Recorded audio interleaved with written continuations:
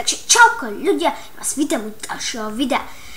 V dnešnom dieli si ukážeme, čo treba urobiť preto, aby ste začali nahrávať. Takže, cez Open Broadcaster software a pustíme sa do toho. Takže, ako prvé dáme nastavenia a nastavíme si tu. Ja som zo Slovenska, tak mám slovenčinu a potom toto si treba zaškrtnúť, alebo neviem. Do tohto sa ja nevyznam, toto sa veľmi nepochopil. Ekodovanie. Tu máte, ja mám encoder, použiť CRB, alebo jak sa to volá, tak to mám tiež. Keď chcete, aby vám to fungovalo, tak si to nastavte podľa mňa, alebo podľa seba, alebo podľa niekoho iného. Keď sa vám to nechce nastavovať, tak si to môžete nastaviť podľa mňa.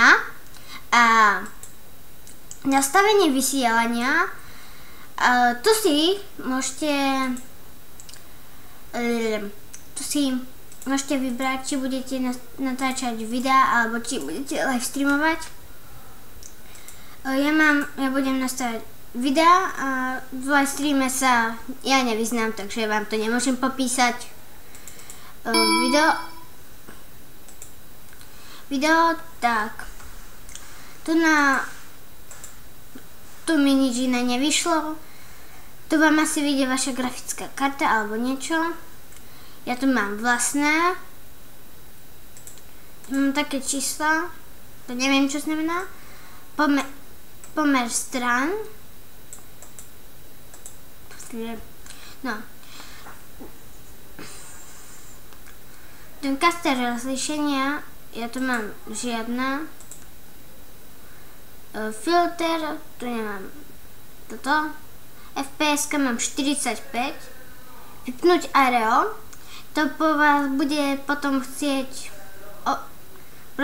broadcaster po vás potom bude chcieť, aby ste vypli aereo, tak vypnite aereo. No. A ďalej. No, tu vám asi vyjde vaša grafická karta, neviem, ja tu mám tošo. Toto mám mikrofón. Ja mám mikrofón takýto.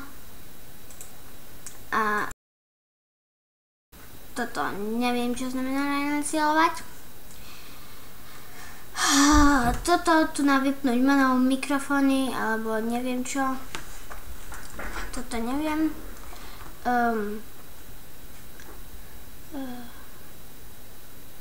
Ja si tu dám na 2 teraz, lebo ste mi písali o videi, že rozprávam veľmi potichu, tak dám na 2 klávesové skratky.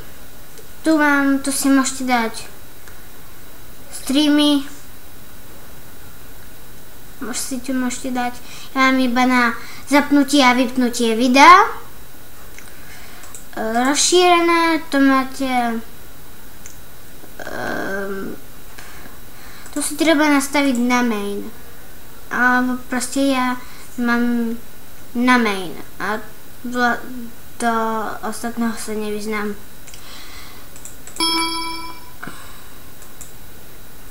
Sign encoder, to nechápem, takže vám to veľa nepoviem. A tu máte šumovú bránu mikrofónu, kde vám ja nemôžem pomôcť.